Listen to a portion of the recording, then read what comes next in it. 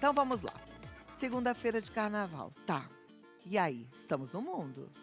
Carnaval todo mundo sabe, sinônimo de festa, de aglomeração, de muita agitação, contato próximo entre as pessoas, exageros, né, em bebidas, drogas e outras coisas mais. No entanto, essa grande circulação também cria o cenário ideal para a disseminação de diversas doenças transmissíveis, viroses respiratórias, mononucleose, popularmente conhecida como a doença do beijo. Tem gente que vai para um carnaval e perde a conta de tanta boca que beijou, né? Então a gente vai falar sobre essas doenças transmissíveis, principalmente nessa época do ano. E para isso eu recebo o infectologista Dr. Marcelo Neubauer, que só nos ajuda quando vem. Muito obrigada. Boa tarde, Cláudia. Boa tarde, Tudo obrigada bem? por estar aqui conosco. Vamos lá para o nosso bate-papo para a gente aprender um pouco sobre essas doenças transmissíveis. Elas estão aí e a gente precisa ficar atento, né? Pois é. E aí começa uma coisa interessante. Você sabe que a doença do beijo não passa pelo beijo, né? Ah, é? É. Imagina o seguinte, toda doença respiratória, se você beijar uma pessoa contaminada, você vai se contaminar porque você está trocando ar. E a doença do beijo é isso. Na verdade, a mononucleose, ela ganhou essa fama de ser a doença do beijo porque ela é muito comum nos adolescentes. Mas ela é uma doença de transmissão respiratória como qualquer outra. E as doenças de transmissão respiratória, elas tendem a se agravar no carnaval quando você tem aglomerações. Bloquinho, baile, etc., que tem muita gente junta, respirando no mesmo ambiente.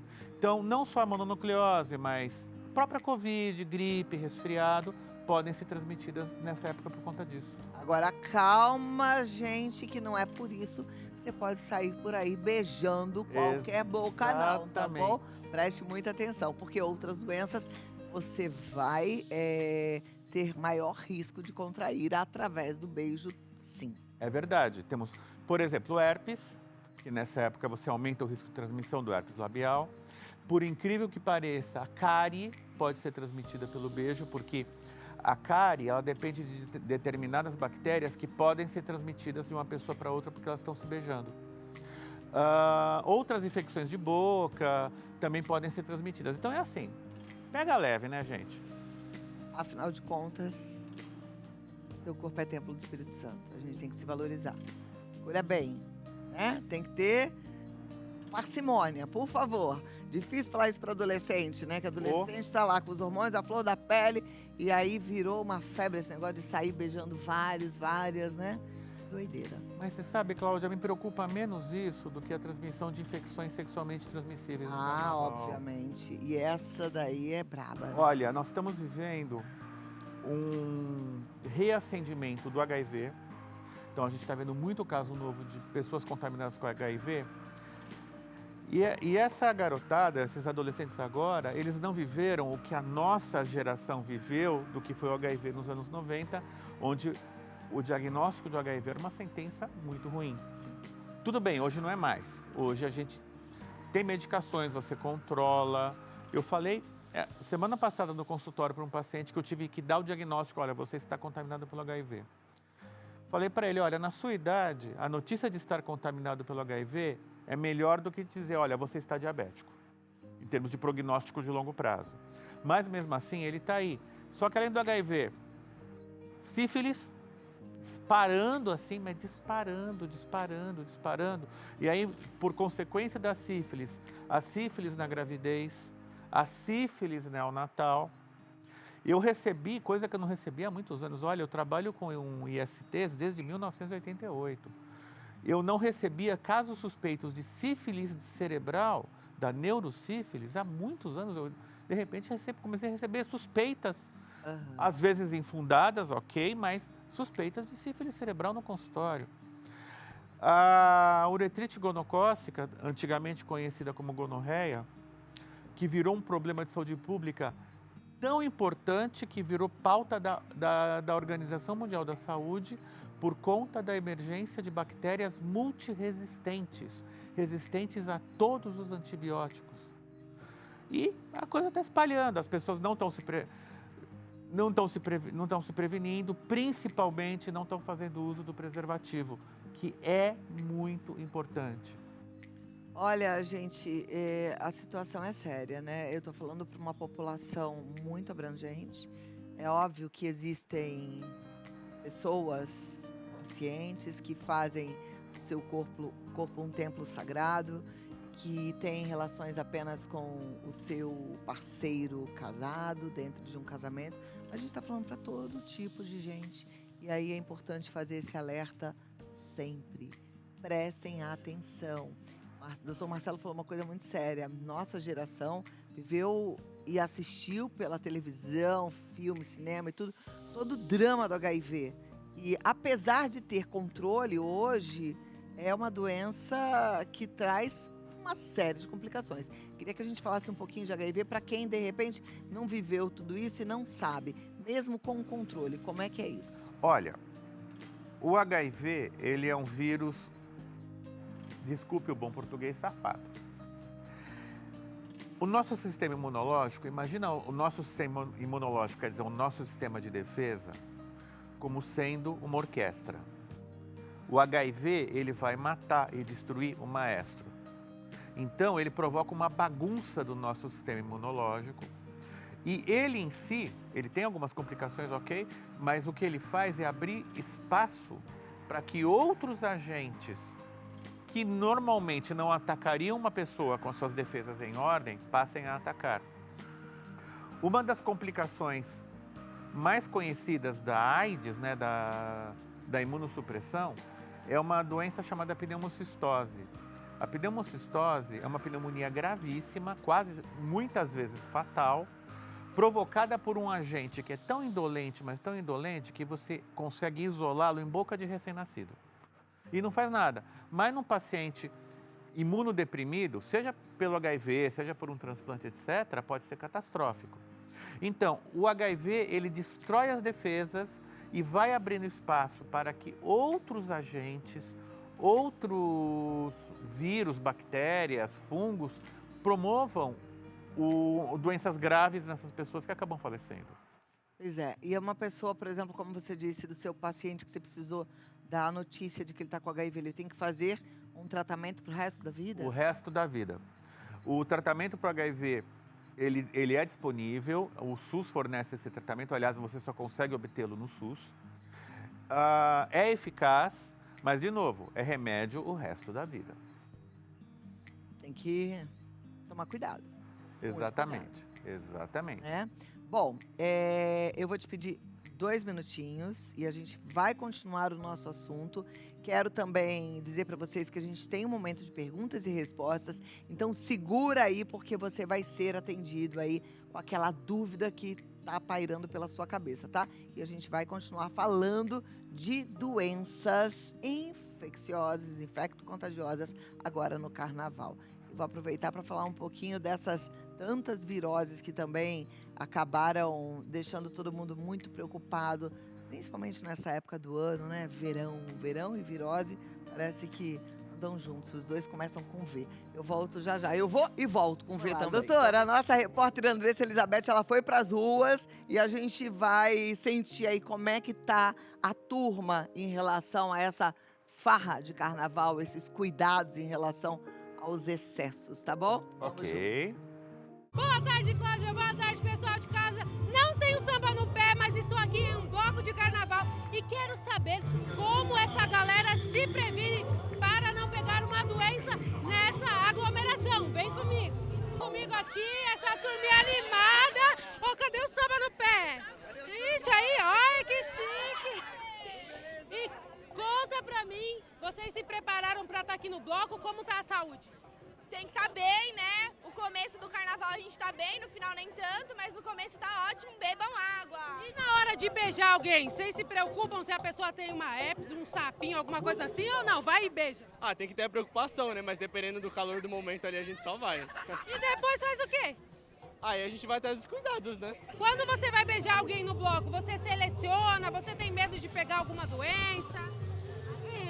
Sim, né? A gente tem que dar uma selecionada, né? Mas aí é aquilo, doença não tem rosto, né? A gente tem que pensar bem. Isso aí é Acho que é consequência, não sei, mas eu acho que não pega não, isso daí é difícil. Mas também não pode sair beijando todo mundo também, não. Isso daí não pode não. Ah, não, eu seleciono, eu sou bem seletiva, inclusive, não é qualquer um não, gente. Quais são os critérios de seleção? Olha, eu acho que a pessoa só não pode estar naquele nível máximo, extremo, assim, né? E tem que ser mais ajeitadinho. E você? Eu não beijo no bloco. Aqui não rola. Por que, mulher? Ué, coronavírus, tá aí, não vou pegar. Sapinho também, né? Pinho também, exatamente. E você? Aqui não tem critério. O que der em cima de mim, tá dentro. E o sapinho, homem? Não, mas isso daí depois cura, passa com o tempo, né? A gente toma uns negócios aí da jeito. Nunca beijei ninguém em carnaval nenhum, nada, porque eu tenho medo. Só vem pra curtir? Sim. Eu sempre beijo. A gente não. passa um álcool depois, não tem problema. E essa aglomeração toda aqui, vocês não ficam com medo de pegar uma virose, de pegar alguma gripe? Não, isso sim. É, um pouco. Eu sou mãe, eu pego virose o tempo inteiro, então acho que eu tô bem, eu tô legal. Não, a gente tem um pouquinho de medo, sim, isso é real. E quais os cuidados que vocês tomam pra caso isso aconteça? Vitamina C, bastante hidratação, bastante água. Alguns a gente tem que selecionar, a gente tem que se cuidar, então não é sair dando beija-beija, não, nada disso. Carnaval também é uma curtição leve, saudável, onde a gente sabe tudo que é importante pra gente. Tem medo de pegar sapinho? Eu tenho muito, Deus me livre, não quero. Passou o carnaval, toma um detox e já fica pronta pra outra. Exato, já tô prontíssima. Sempre. Semana inteira eu malho, eu me cuido, a semana inteira pra no final de semana, de carnaval, apelar. Então é isso. Boa curtida pra você, viu? Obrigada pra vocês também. A turma tá animada, né? Alguns conscientes, outros não estão muito nem aí. A gente percebe nas entrelinhas. Aí é que mora o perigo. Exatamente. Exatamente, as pessoas não estão se cuidando, a gente tem... A minha grande preocupação quando eu vejo essa aglomeração de gente, é assim... O tempo está quente, as pessoas não estão se hidratando adequadamente. Quando vão se hidratar, a gente não sabe a fonte, a adequação do gelo que está sendo utilizado. E aí as viroses estão por aí. A gente viveu em janeiro, se todo mundo lembrar, uma epidemia no Guarujá por conta de um vírus cuja transmissão é a água. Ao mesmo tempo, essas pessoas aglomeradas, uma pessoa contaminada com a doença respiratória vai transmitir para as demais. Esse contato muito próximo, assim... Sabe, é muita coisa acontecendo. Realmente o carnaval sempre foi uma época que me preocupou muito. É interessante isso, né? E quando a gente pensa em saúde pública, ao mesmo tempo que é preocupante e onera os gastos públicos também, ele também traz benefícios, pensando economicamente falando, né? Tanto é que as cidades, os estados, eles promovem um grande carnaval e movimento do turismo. Então tem um lado bom também. O importante é que cada um tenha seus limites e saiba se cuidar, né? Agora, pensando em outras doenças, não tão relacionadas aos excessos, né? Como beijo, como relação sexual, pensando em viroses, a gente tem também aí algumas que podem ser controladas através das vacinas, né, doutor? Sim, com Acho certeza. que é sempre bom a gente lembrar disso. Com certeza. Anualmente a vacina de gripe, que a época da vacinação é o final do outono, começo do inverno, né? Lá para maio, normalmente começa a vacinação. Tem que ser feita, o ideal é que todos fizessem.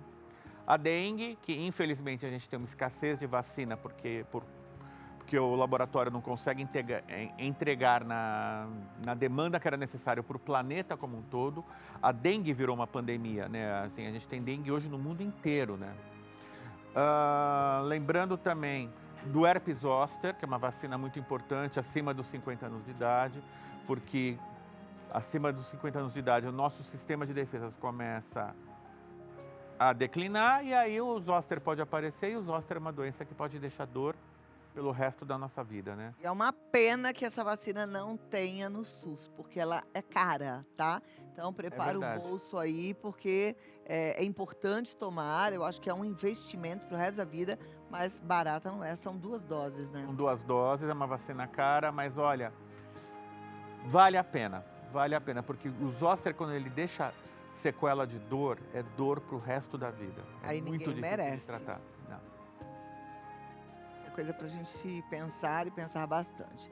Agora, daqui a pouquinho eu vou receber a turma de Amor Exigente e vamos falar sobre drogas, sobre excesso de álcool, né? E aí a gente sabe que tem uma série de complicações, às vezes afeta mais a parte da psiquiatria, da gastro, quando tem aquelas indisposições provocadas pela bebida, mas a gente também tem contaminações quando a gente pensa nesses excessos de carnaval, inclusive com bebida, né? Você falou do gelo ainda há pouco, mas troca de copo, um passar para o outro, isso também pode ocasionar problemas. Alguns problemas podem ser causados sim, mas olha, no quadro como um todo até me preocupa menos do que a aglomeração propriamente dita. O que me preocupa com bebida realmente são os excessos, tá? E principalmente porque a bebida e a droga, ela traz uma vulnerabilidade, principalmente para a mulher. Eu trabalho num serviço de acolhimento à violência sexual no Hospital das Clínicas. E a gente vê meninas, moças, mulheres que numa intoxicação alcoólica aguda sofrem abusos. E assim, ela não tem... O álcool, ele tira todas as nossas defesas, todos os nossos freios. E muitas vezes a pessoa, ela sofre o abuso e sequer ela percebe que foi abusada. Nós já tivemos situações de ver meninas que nós tratamos como um provável abuso sexual sem ter certeza disso, simplesmente porque ela estava sob efeito de bebida. Então é assim, cuidado com o excesso, cuidado com o que te oferecem, porque o Boa Noite Cinderela está aí. E a gente vê isso com uma frequência que é assustadora. Verdade. Vou aproveitar para deixar uma pergunta aqui no ar. Eu espero que não seja o seu caso, mas eu imagino que tenha mãe agora nesse momento, vó, e que esteja diante de uma situação dessas. E aí, não saber o que fazer, eu acho que é o pior. Se uma mulher tem suspeita de que foi abusada, ou tem certeza de que foi abusada, nem sabe se foi por um, por dois, por quem foi, existe alguma profilaxia, algum medicamento que ela deva tomar, alguma coisa que ela deva fazer? Sim, inclusive o que existe hoje é profilaxia contra o HIV, contra as principais ISTs, então hepatite B, sífilis, hepatite C não, né? Mas as vaginoses, existe profilaxia contra uma gestação indesejada, que devem ser feitas rapidamente. Então a principal orientação, procurar um serviço médico, relatar o que aconteceu, não precisa ir na polícia, não precisa fazer BO, não precisa fazer nada disso. Procura um serviço médico. Aqui em São Paulo vai ser encaminhado para o Hospital das Clínicas e aí nas grandes cidades você sempre tem um centro de referência contra o abuso sexual para que a pessoa seja acolhida e seja devidamente tratada. Então isso é muito importante. Mas não pode ser, e amanhã, depois de amanhã, não. Tem que ser... Não, é já. Então, minha filha chegou, não sabe o que aconteceu, ela dormiu num lugar, acordou no outro, mesmo na dúvida... A dúvida é, eu tenho, por exemplo, um relato que não tem nada a ver com carnaval, mas é muito interessante. Uma pessoa que foi para uma festa, abusou, não sabe o que aconteceu, acordou em casa. Quando ela acordou em casa, ela não entendeu o que aconteceu, ela pegou o celular dela e foi olhar no aplicativo de carona e ela viu que ela ficou dentro de um veículo desses de carona compartilhada por 7 horas. É o que está registrado lá e ela não sabe o que aconteceu. Não tinha nenhum sintoma físico, na dúvida tratada como um possível abuso. Porque é melhor prevenir do que depois ter que tratar um HIV lá na frente. Com toda certeza.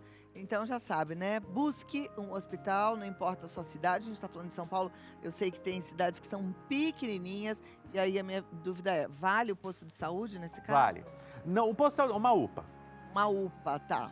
Unidade de pronto atendimento, vá na mais próxima, mas vá hoje, vá logo. Agora, se mesmo assim, a gente já conversou um pouco sobre tudo, você tem alguma dúvida, manda pergunta e a gente já tem com o Dr. Marcelo Neubauer perguntas e respostas. Olá, doutor, estou de volta aqui para a gente continuar esse nosso assunto no quadro Perguntas e Respostas.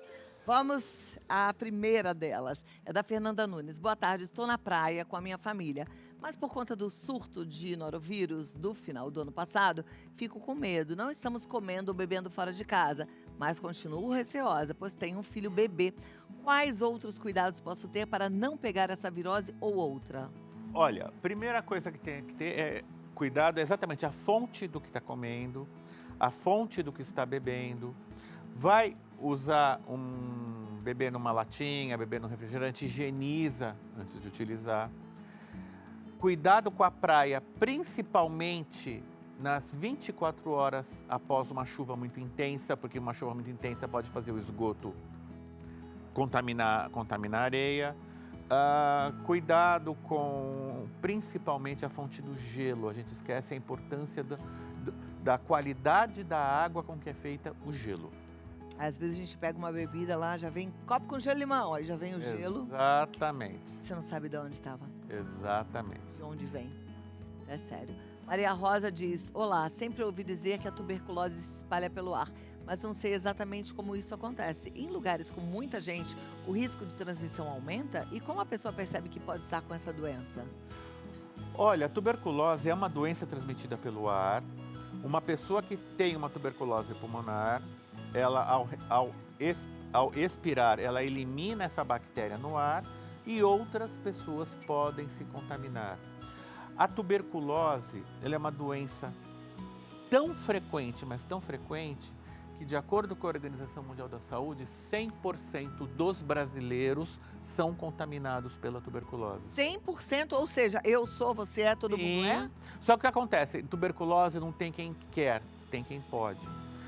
Muitos de nós, se você fizer uma radiografia detalhada do pulmão, vai achar lá uma cicatrizinha de que o bicho entrou, tentou fazer doença e não conseguiu. Algumas pessoas vão desenvolver a doença e outras não.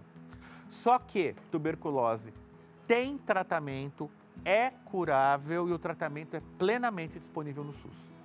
Então, todo mundo deveria fazer esse tratamento ou não? Não, Só se não, tiver se você não tem sintoma, não transmite, a radiografia de tórax está normal, não precisa. Ah, então todo mundo já teve contato com... Exatamente. E ele teve contato, o nosso corpo foi lá e resolveu o problema. Ok, então não está transmitindo mais. Exatamente. Juliana Freitas, boa tarde, doutor. Em 2025, o carnaval ainda é sinônimo de risco de transmissão do vírus HIV? Já falamos um bocado sobre isso, né? Com certeza, mas com certeza. Por isso, maneira, usa preservativo, vai com calma, porque existe esse risco, sim.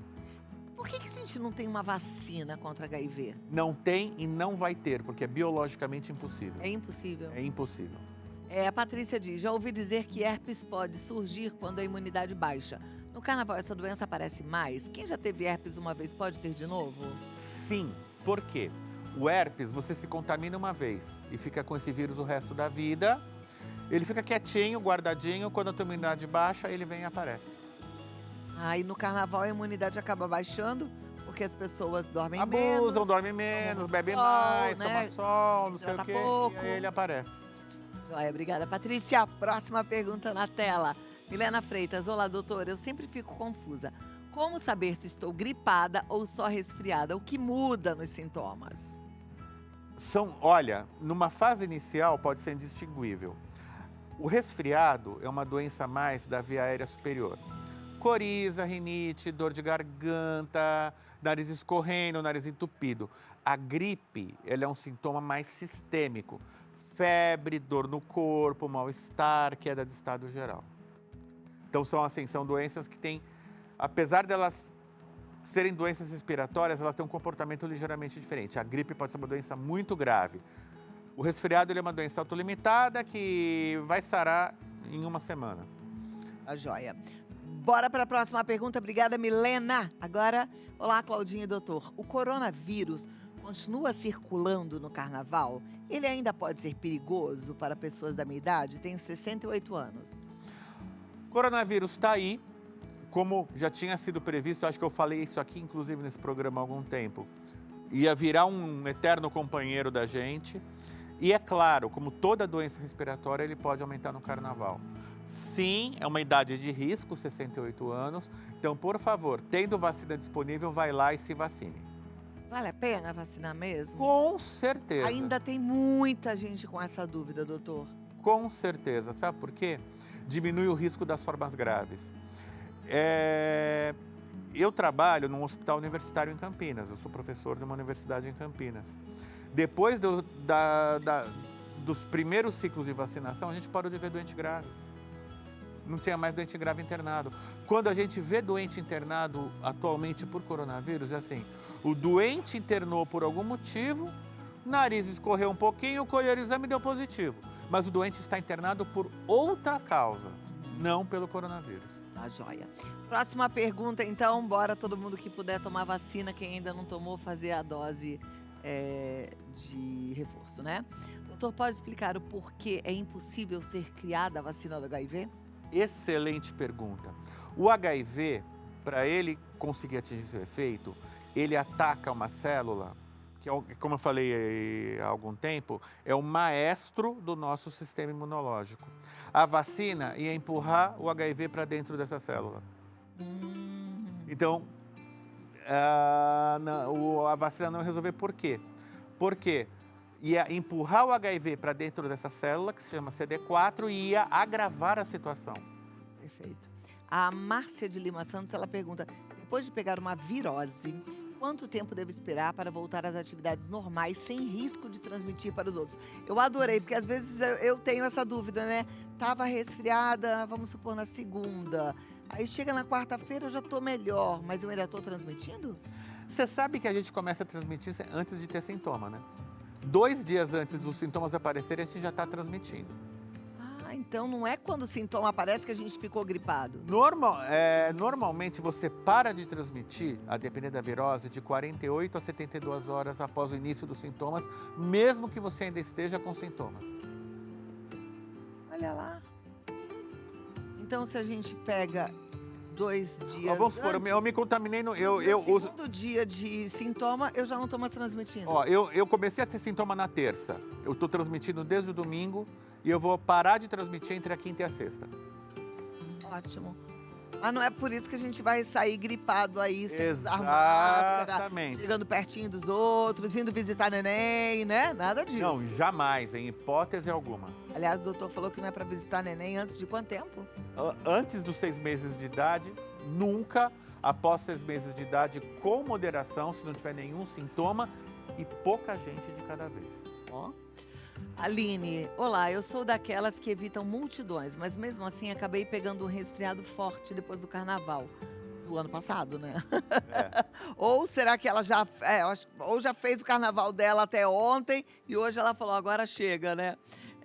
Isso acontece porque o ar fica mais contaminado nessa época? O problema não é a contaminação do ar, porque esses vírus, eles sobrevivem muito pouco tempo no ar. O problema é a aglomeração. E tem que lembrar outra coisa, o vírus do resfriado, ele está no ambiente. Então, você espirrou e pôs a mão na boca, pôs a mão na maçaneta, contaminou a maçaneta. Eu vou lá, abro a porta, daqui a pouco coço o meu olho, pronto, peguei. Agora, a Aline, provavelmente, ela está falando depois de um baile de carnaval que pode ter sido no sábado ou no domingo, mas provavelmente ela não pegou o resfriado nesse baile de carnaval. Não, foi antes, foi antes. Você tem uns né? 4, 5 dias de incubação, né? Tá. Ok, obrigada pela pergunta, Aline. Carolina Oliveira, boa tarde. Minha filha sempre fica resfriada depois do carnaval e diz que é por causa da mudança de temperatura entre o calor da rua e o ar-condicionado. Isso pode favorecer a virose? Olha, ar-condicionado não provoca doença, tá? E mudança de temperatura muito menos. Se você pegar a população escandinava, é muito comum eles pegarem as crianças, colocarem dentro de uma sauna, deixarem 10 minutos na sauna, tirarem e jogar no mar cheio de pedra de gelo. Isso, inclusive, dá um up no nosso sistema. O ar-condicionado ele é um problema por 2 motivos. Não é pelo frio. Ele resseca o ambiente. Então, o ar muito seco, ele resseca a nossa via aérea e dificulta a nossa eliminação de secreções. Segundo, o ar-condicionado, se ele não tem uma manutenção regular, os filtros podem se contaminar e aí sim transmitir doenças. Ok.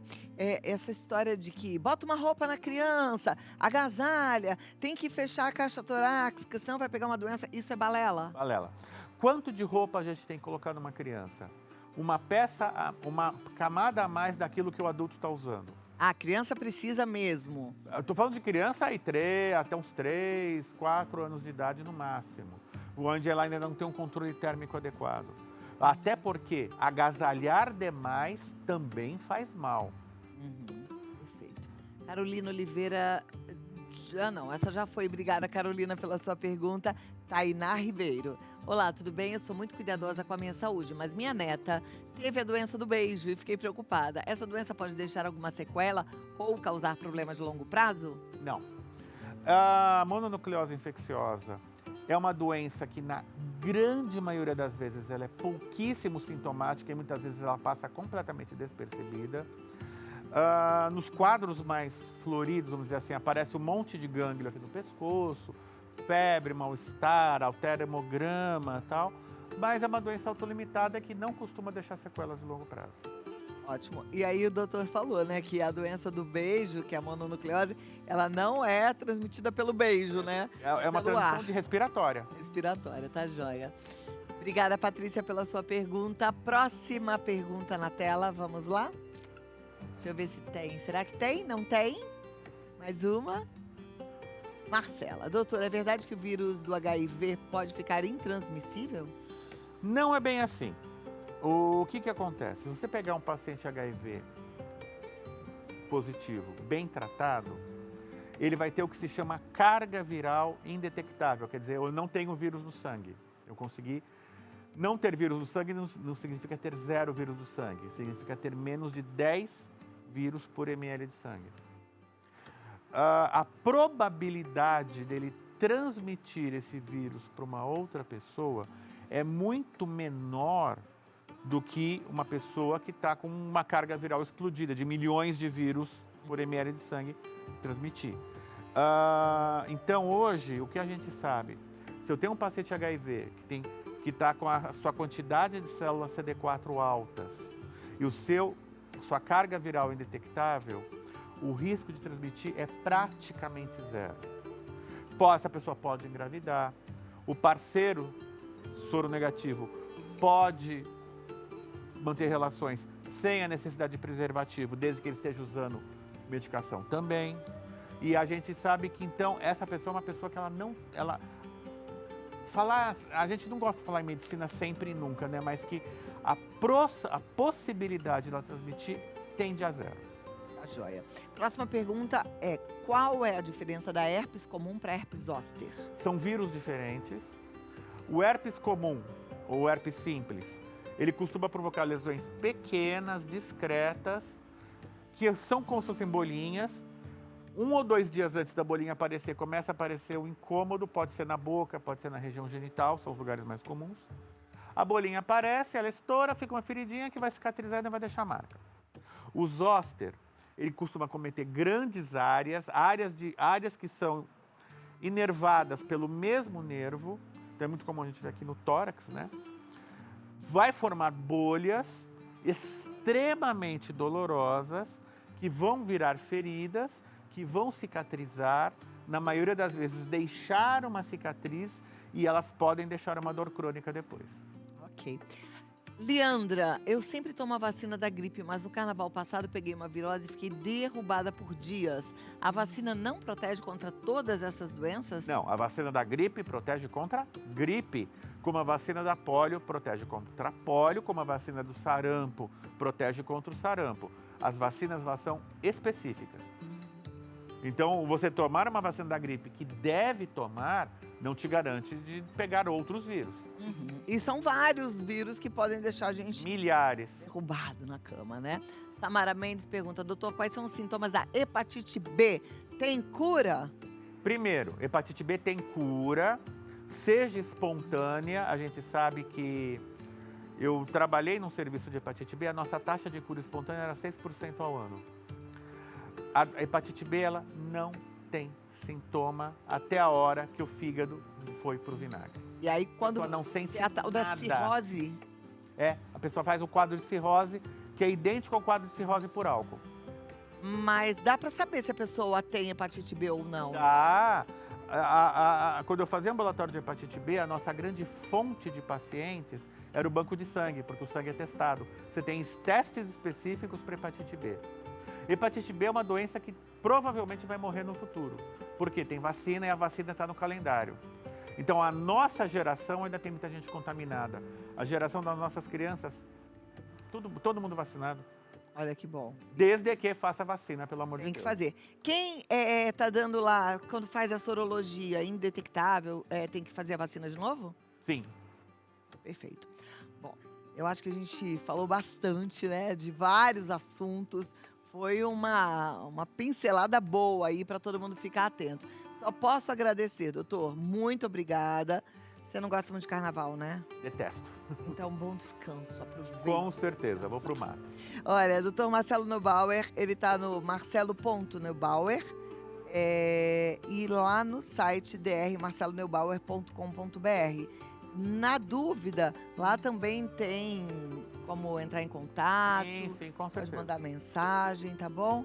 E aí você tem um médico maravilhoso que vai te olhar como tudo.